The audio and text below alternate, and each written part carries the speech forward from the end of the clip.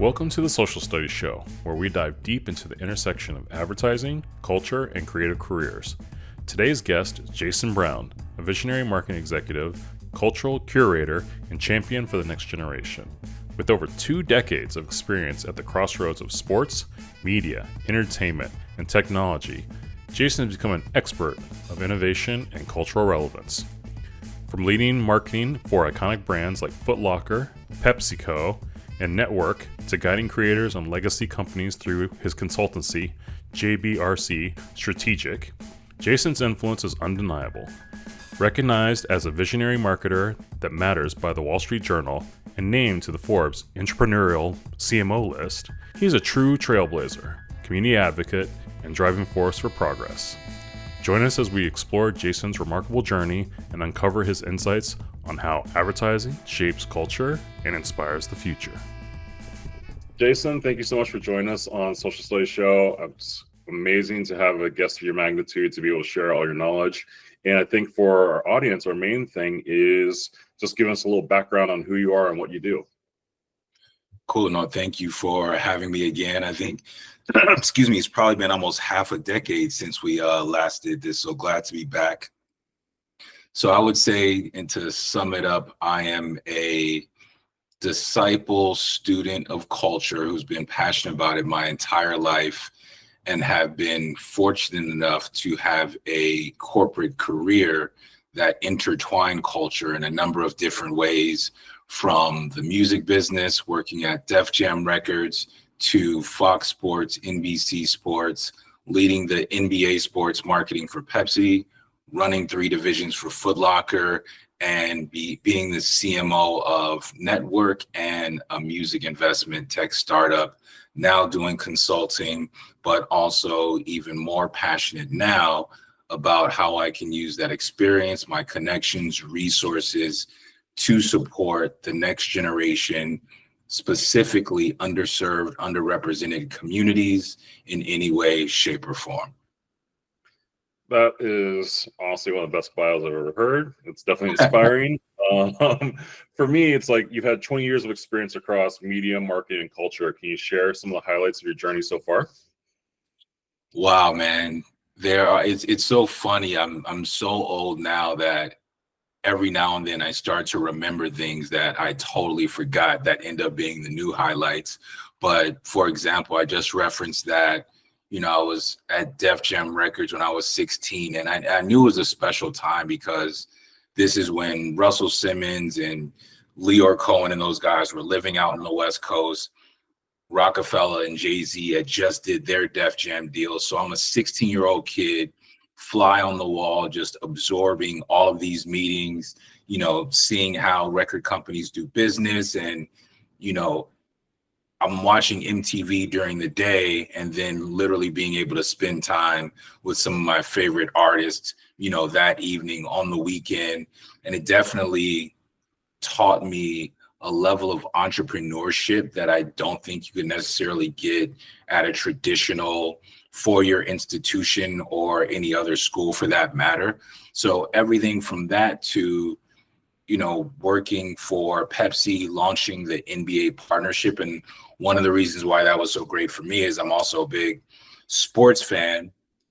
And I had the opportunity to not only work with the NBA, but I worked with maybe 15 different athletes, 10 NBA teams. We got a chance to, work with Kyrie Irving, produce the Uncle Drew movie. Very rarely do you get in a sports marketing role and get a chance to raise $27 million, do a movie deal. Granted, we definitely didn't win an Oscar. We didn't win any sort of actual creative award, but definitely very proud that we actually made that happen. And then I would say, while at Foot Locker, during everything that took place, with George Floyd, I was very proud that although it wasn't necessarily tied to revenue, I think it was very much tied to purpose, given the influence that Black culture has on an organization like Foot Locker, all its partners from Nike to Adidas, etc., and being one of the many people who were senior leaders at that time who got Foot Locker to commit to the $100 million over the course of 10 years over economic development and education. So off the top of my head, I'd say those are definitely some highlights for me. But then also it goes to something as trivial as riding in a helicopter to work to Nelson, British Columbia for a snowboard event and watching Terry A. Hawkinson do like crazy tricks on the backside of a mountain. Okay. So I almost have 3 questions within that, right?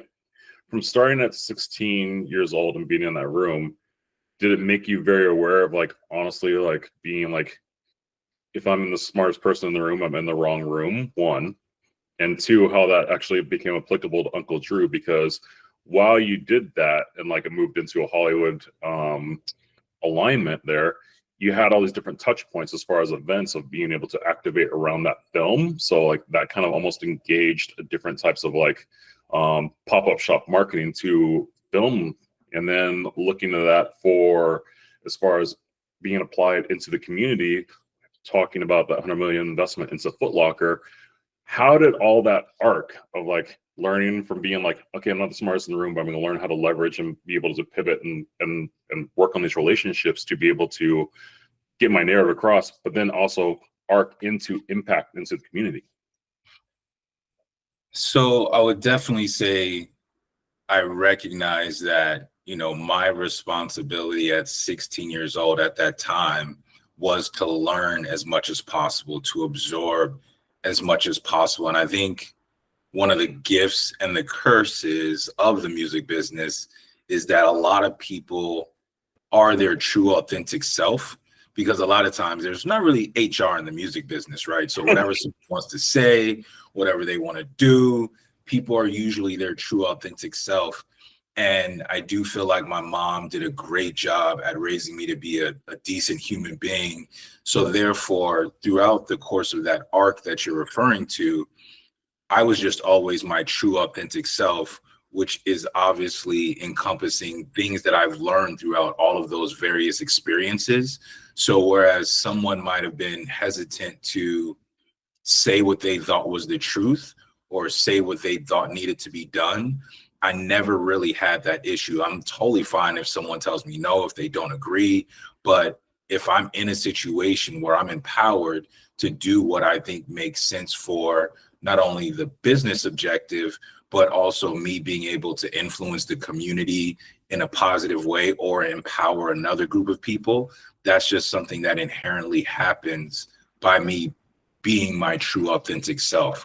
So all of those things end up becoming apparent through the idea, the strategy, the execution, without me even putting forth effort, because I'm just being who I am at the end of the day.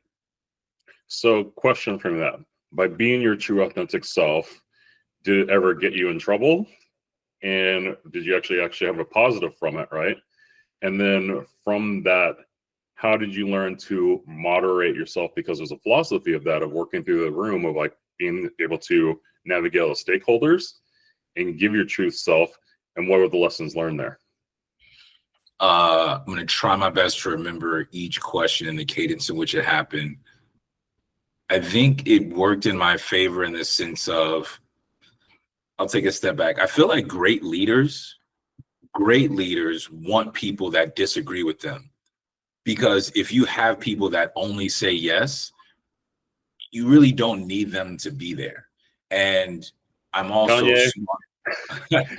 I'm also smart enough and wise enough to pick and choose my battles. So I might disagree with my direct manager, the CEO, whomever it might be, and we have enough respect for each other to agree to disagree, but I wouldn't be able to live with myself if I didn't say what I really thought was true, factual, or the case, whether it's good or bad.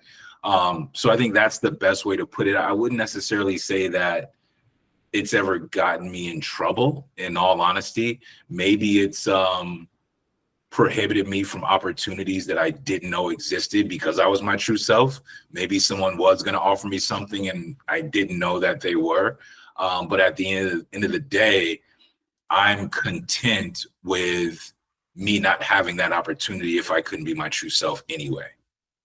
Well, I think the reason I ask that is like when you're looking today, you're talking to a lot of passionate creatives. It's like how do you moderate that passion to make things happen and not let the passion actually go so far that you're like an immovable object and actually blow things up. And I think that's something that I see with a lot of youth, that people are trying to struggle with because they're so passionate about what they're trying to do, but sometimes just as a measure of things that you just can't control.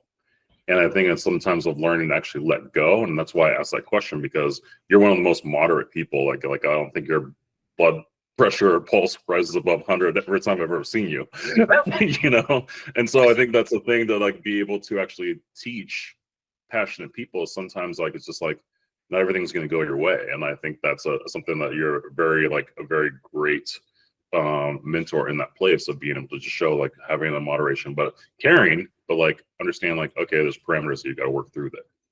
I agree with that. And, you know, I have conversations with young people all the time, and I love that passion and I respect it.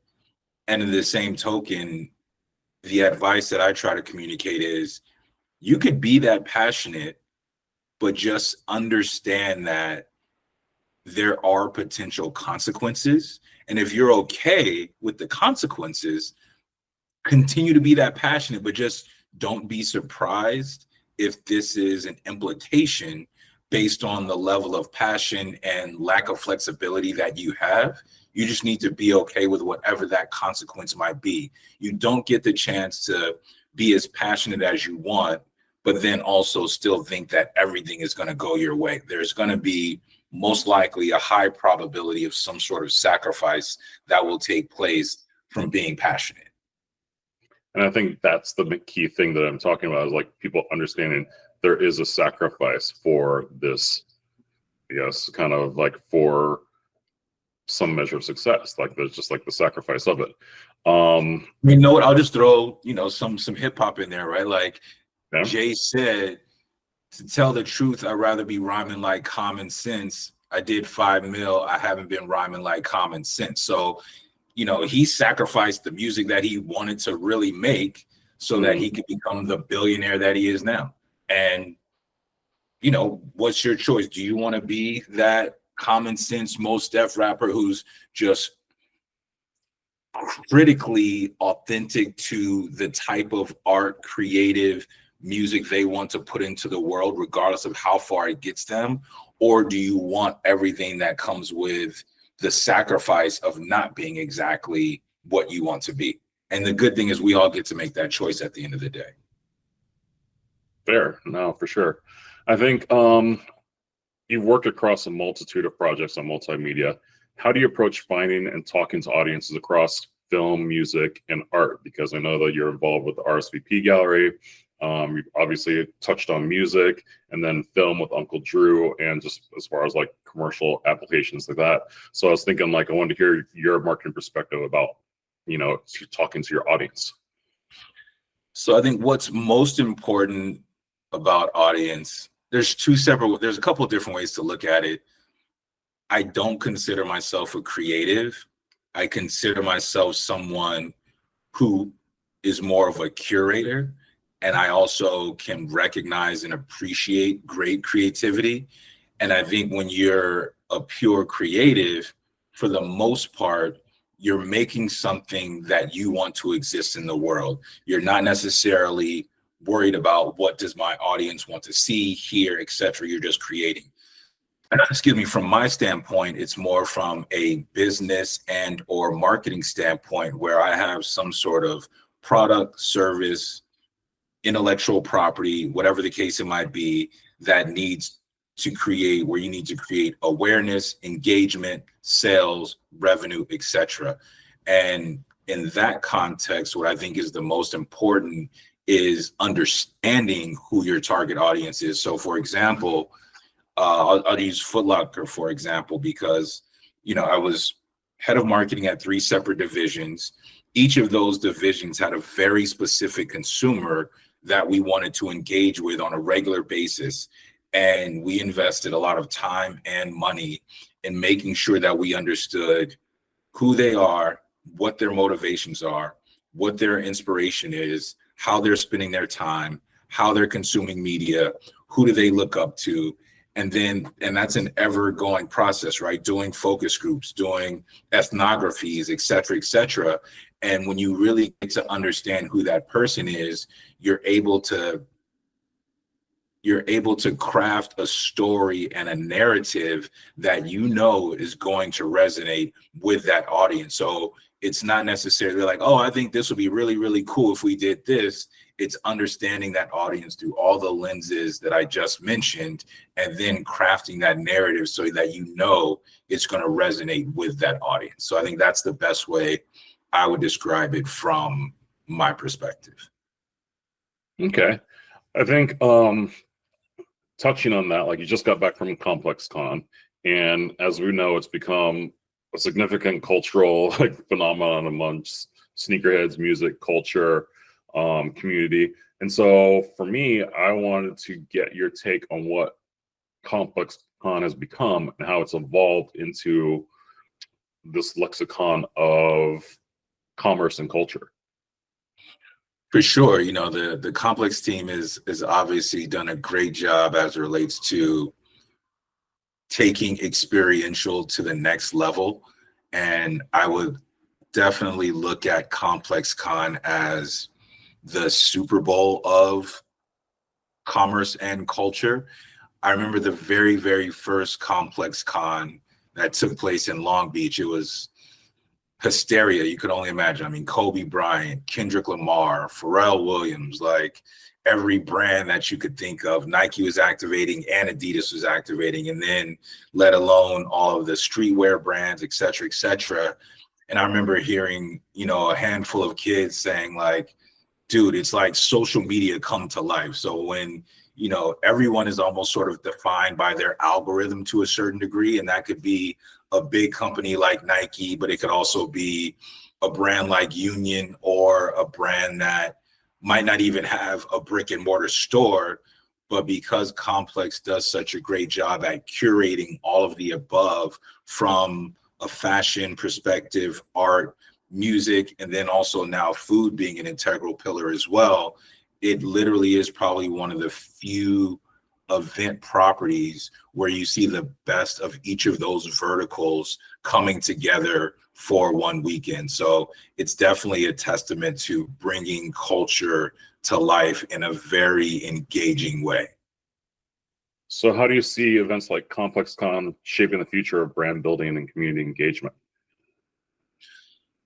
I think that for established brands, it's a great way to create those energy moments, right? Because again, looking at it like Super Bowl, you know, that's where you're going to have 60,000 of your most likely core consumer with their attention ready to focus on whatever it is that makes itself available. They want to purchase stuff. They want the exclusives. They want the experiences. They want the cultural currency of being there. They want the cultural currency of engaging with this artist, this designer, this brand, et cetera, et cetera. So I feel like Complex has pretty much given brands the perfect platform to engage with that audience. And it's also a place where, you know, I feel like you can do a great job launching a brand in addition to if you're already a very large established brand, right? Like there were tons of product launches. I think one of my favorites was probably, you know, the Kids of Immigrant Nike collab, right? Like that was I think that was a perfect example because Kids of Immigrants, great brand, amazing story. They don't have their own brick and mortar store, but they were able to have a space on the Complex Con floor, an experiential space where they were able to actually bring their brand and the product story to life for everyone to actually experience it versus only watching, like, let's say a 30-second piece of content. So I think that's what I really love about it, are those smaller brands that get to engage in a way that they don't traditionally, we'll call it, just, you know, throughout other times of the year.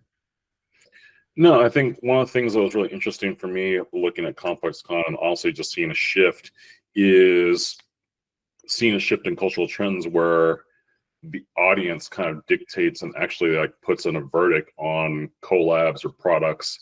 And I think one of the more interesting ones for me this year was seeing the Yachty release with Nike.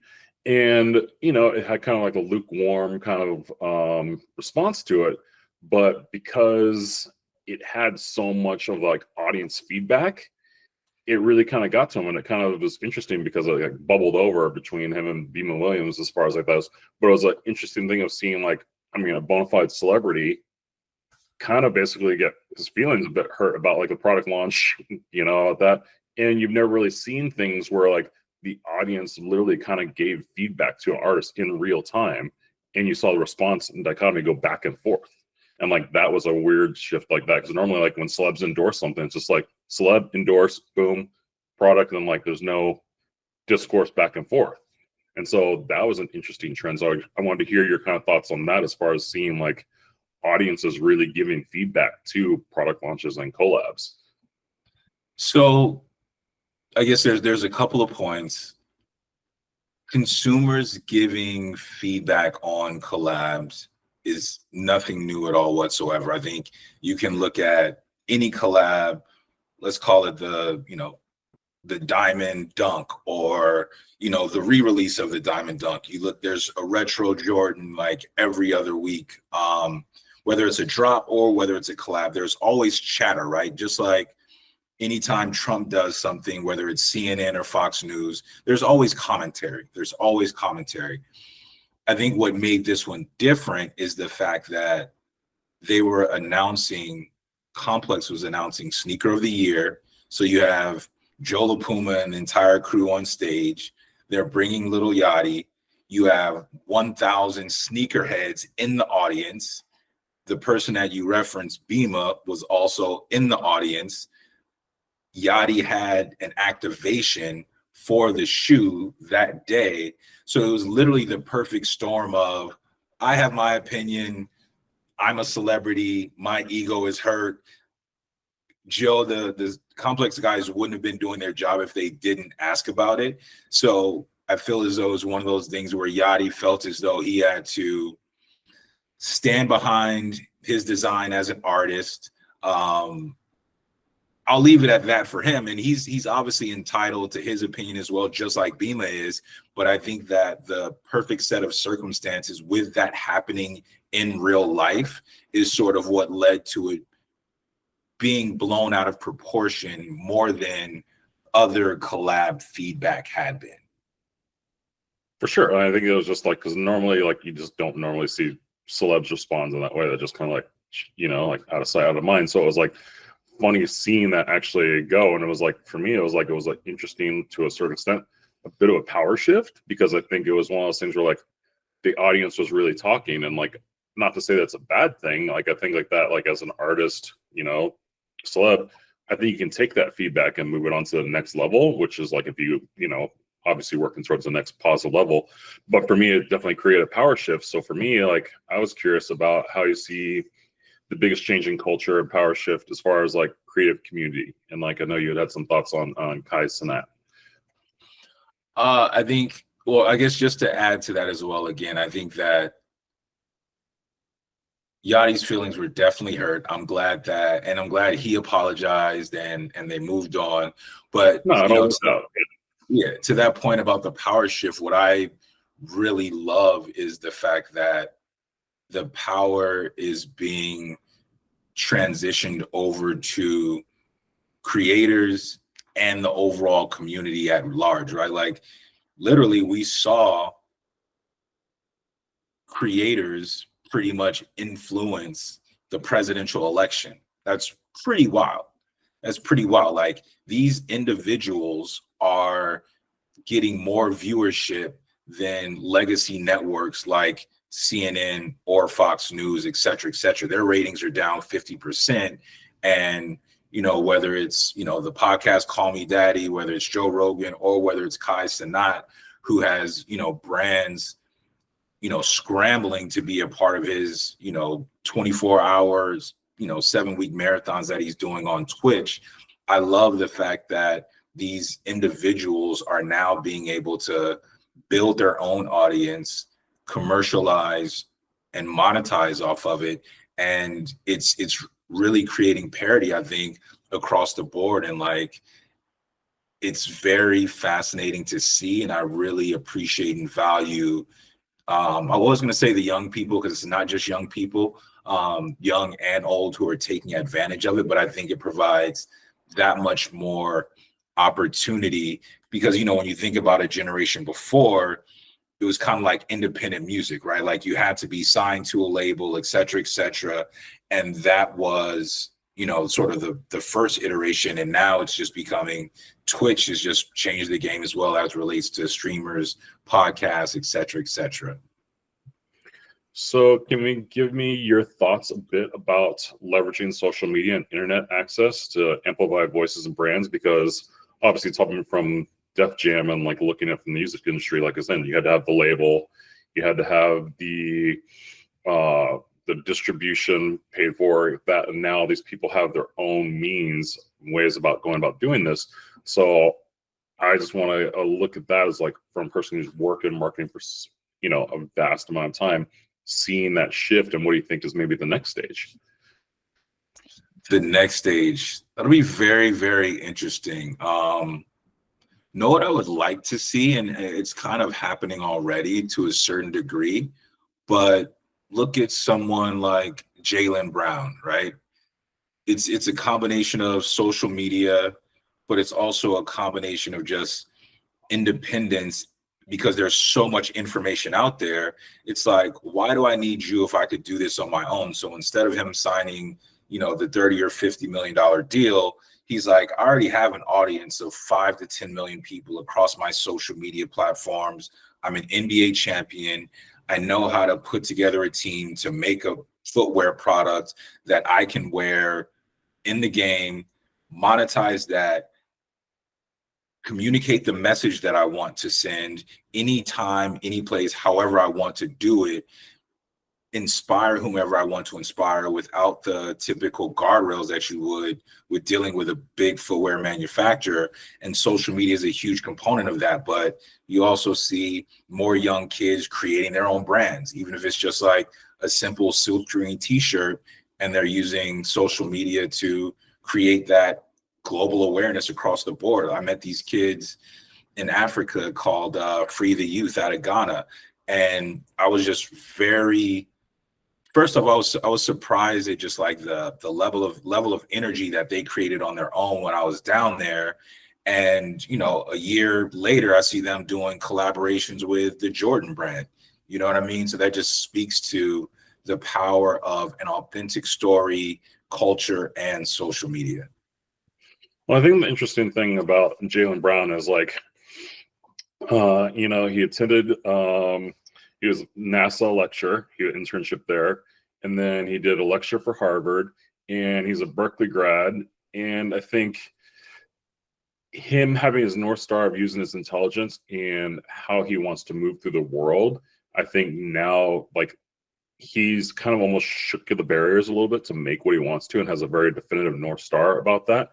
So I think that's the interesting thing about, again, leveraging social media and being able to touch the audience exactly how you want to. So again, for me, I think something that's curious for me is like, when you were working at Foot Locker and NTWRK and some of those places where that was a very viable thing, how did you actually look at, say, maybe taking someone who's maybe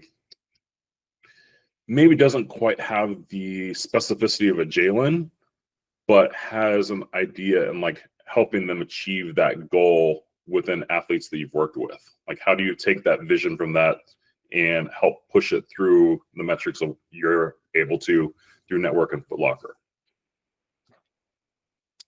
Foot Locker and NTWRK are very, very different. And I don't know if I have a clear example of just that, because as you could imagine, Foot Locker is not necessarily tied to an individual athlete. For the most part, Foot Locker is doing business with their vendor partners who actually have the relationships with, you know, whichever those brands might be. So we would be, by virtue, telling stories with those athletes of their product.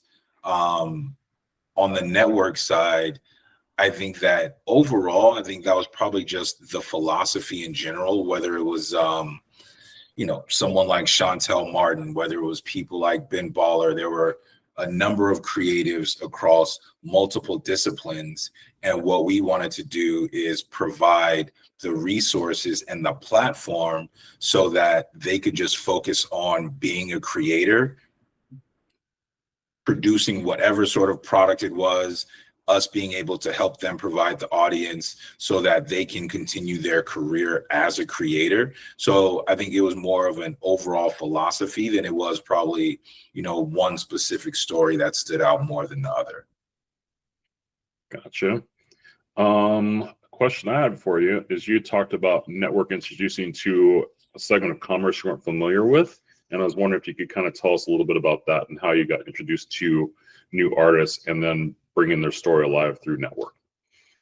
So what I was referring to in that context is live commerce. Live commerce was something that I wasn't familiar with at all. And obviously when I got on board with network and started to see, in Southeast Asia, how people are, having 24-hour marathons selling product, and the billions of dollars that they're generating from live commerce, not even taking into consideration Alibaba, et cetera, it definitely made sense that it will eventually become as prominent here.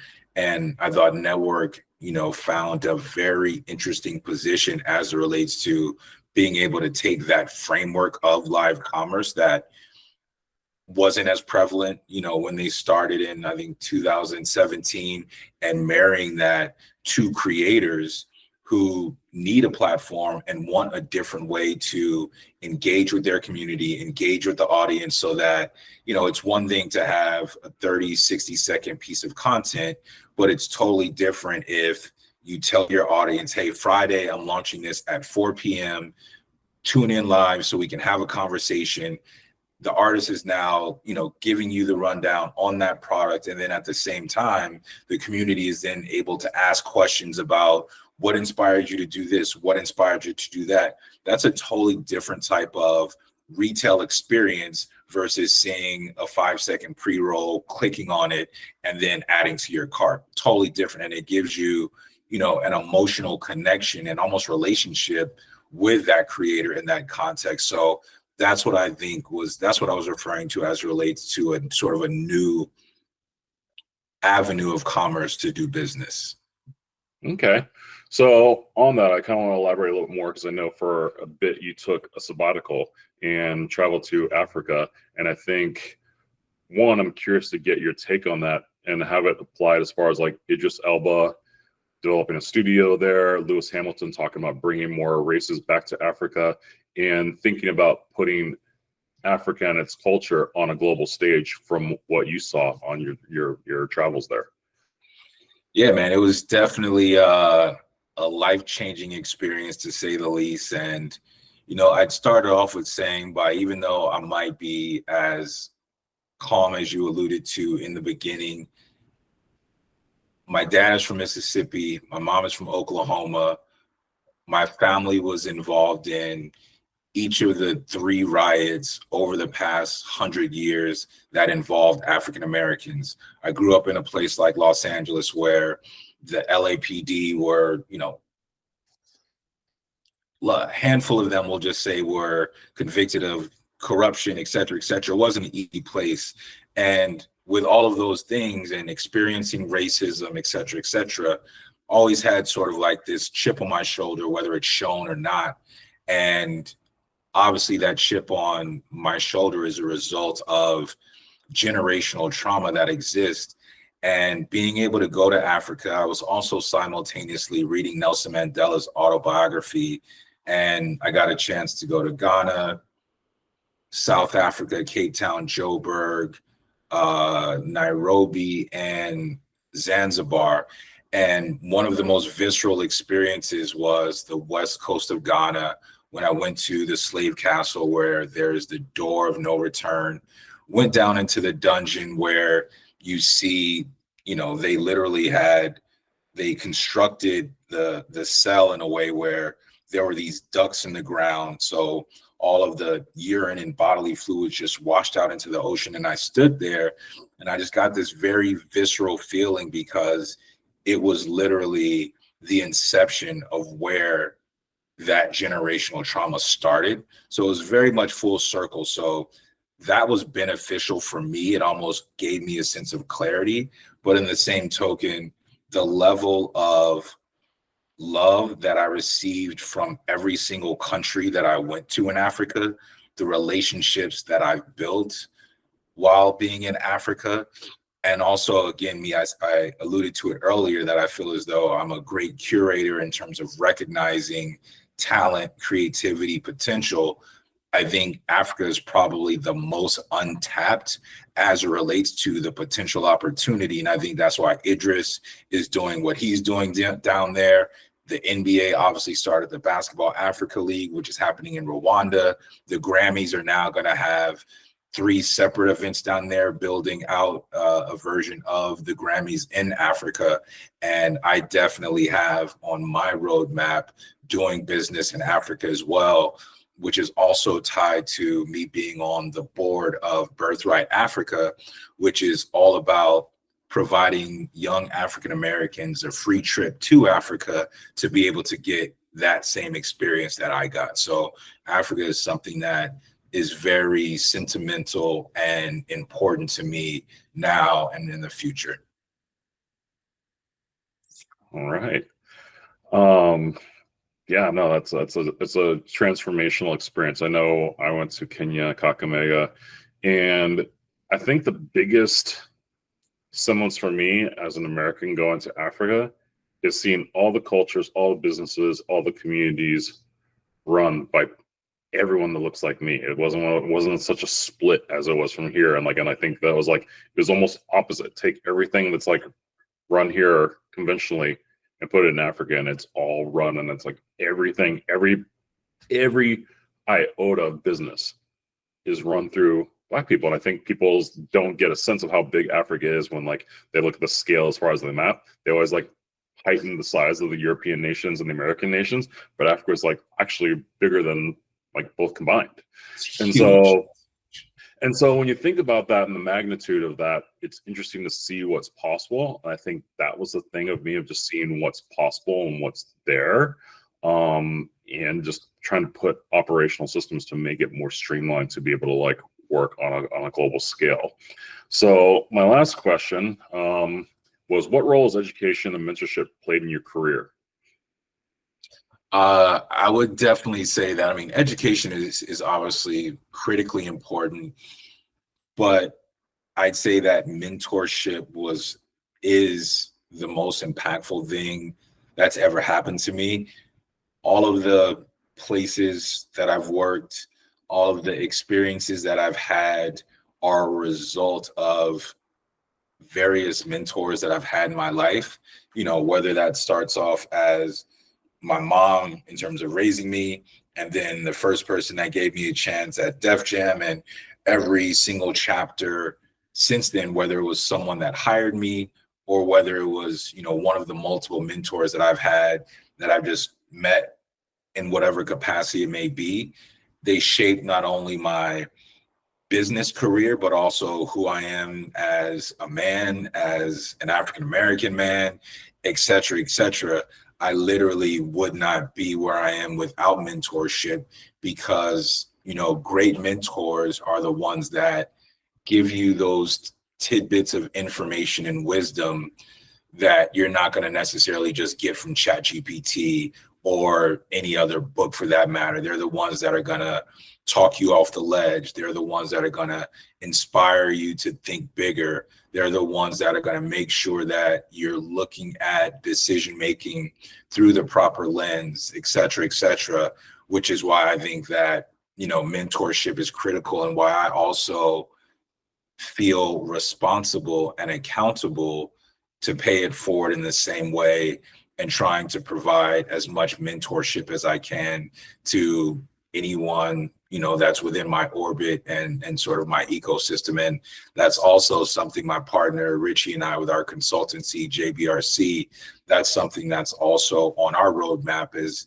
that's initially what brought us together, is not only working together but also wanting to be a mentor for the next generation of young leaders, marketers, etc. So within that path and journey as mentorship and learning and people giving you opportunity, who are some people who were like some thought instigators for you? Like, who are some people that we should go look up after listening to your podcast here and be like, okay, we need to go check out these people and see like how we can actually spread this web of information broader? I'd say one is CJ Oliveras, who was the general manager of Fuel TV. Still talk to him to this day. Just he's kind of like the white version of Obama, like super smart, always super chill, was a surfer, had 3 daughters. I'd also say like my mentor, Phil Robinson, who is just like an OG in the music business and has probably been a part of every deal that you could imagine for 20 years, but also worked very much under the radar as he was. I also kind of took that from him in the sense of I never wanted to be famous. I didn't need to get accolades, et cetera, but I also do enjoy being one of the decision makers without being known. I'd say Brian Milburn, who is there's a book about Phil Knight called Shoe Dog, people that have, been in the footwear business for 25 plus years and they're just footwear people.